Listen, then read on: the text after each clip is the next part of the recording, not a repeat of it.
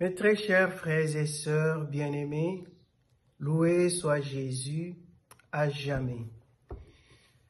Nous sommes aujourd'hui lundi 25 mai 2020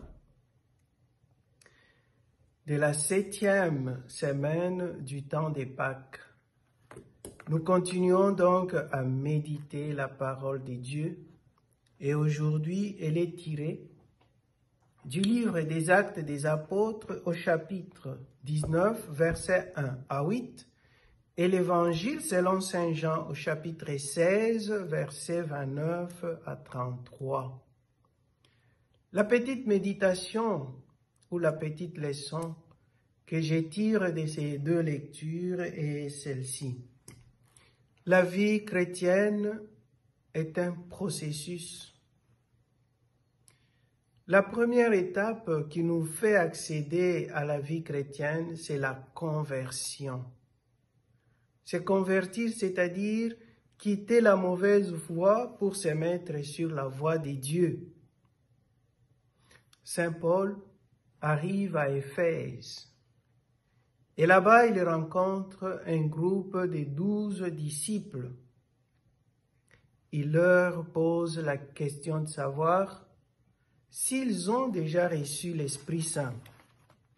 À sa grande surprise, ils lui disent « Nous n'avons même pas entendu dire qu'il y a un Esprit Saint. » Et Saint Paul continue « Quel est le baptême que vous avez donc reçu ?»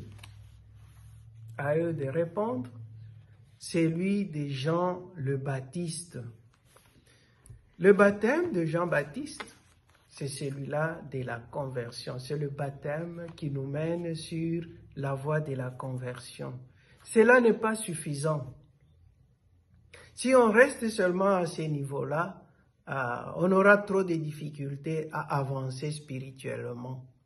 C'est ainsi que Saint Paul, il leur a imposé les mains, et lorsqu'il leur a imposé les mains, l'Esprit Saint est descendu sur eux.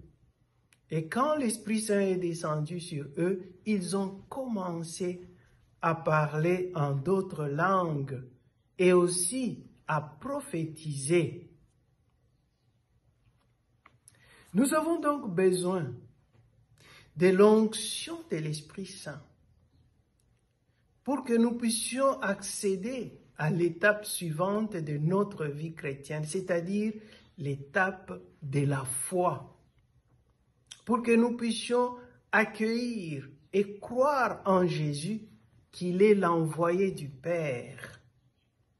Nous avons besoin de l'Esprit Saint, afin que nous puissions prophétiser, c'est-à-dire parler de Dieu.